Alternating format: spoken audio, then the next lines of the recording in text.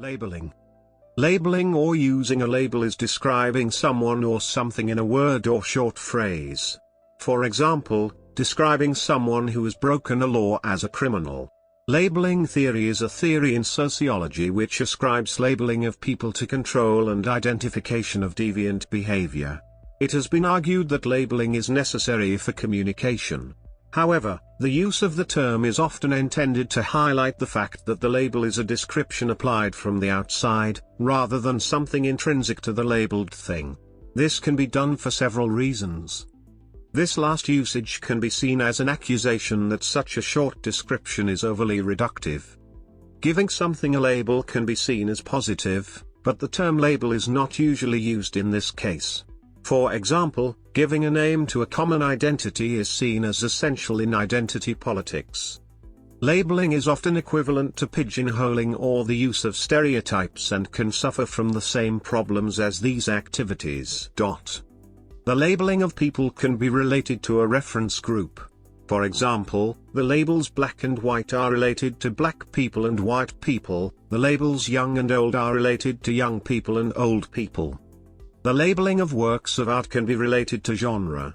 For example, a piece of music may be described as progressive rock or indie or raga jungle drum and bass. However, there are other labels that can be applied to a work, such as derivative, low or high. The use of the word labeling is less common in the context of works of art than people. However, it also often represents the rejection of a label. For example, an artist may feel that the labeler is attempting to restrict the scope of the artist's work to that which is covered by the label. Labeling systems on the World Wide Web. Labeling on the web represent the chunks of information in our information environments, and labeling is perhaps the most obvious way to show a site's organization schemes across multiple systems and contexts. Labeling systems are one of the major components in information architecture, and one of the first steps of an information architecture project is to identify, organize and label relevant chunks of information. When creating labels, the goal is to communicate efficiently, and without taking up too much space. Labels should be written in a language that's familiar to the users, and in a way that they will detect new and recognize similar concepts. In an information environment, labels occur in two formats, textual and iconic. Textual labels. Contextual links are hyperlinks to chunks of information on other pages or another location on the same page, and need to draw meaning from their surrounding text. Headings. Labels are often used as headings to present subsequent information and create a hierarchy within contents. The hierarchical relationship between headings is established visually through a consistent use of numbering, font size, color and styles, white spaces, indentation, or a combination of these items.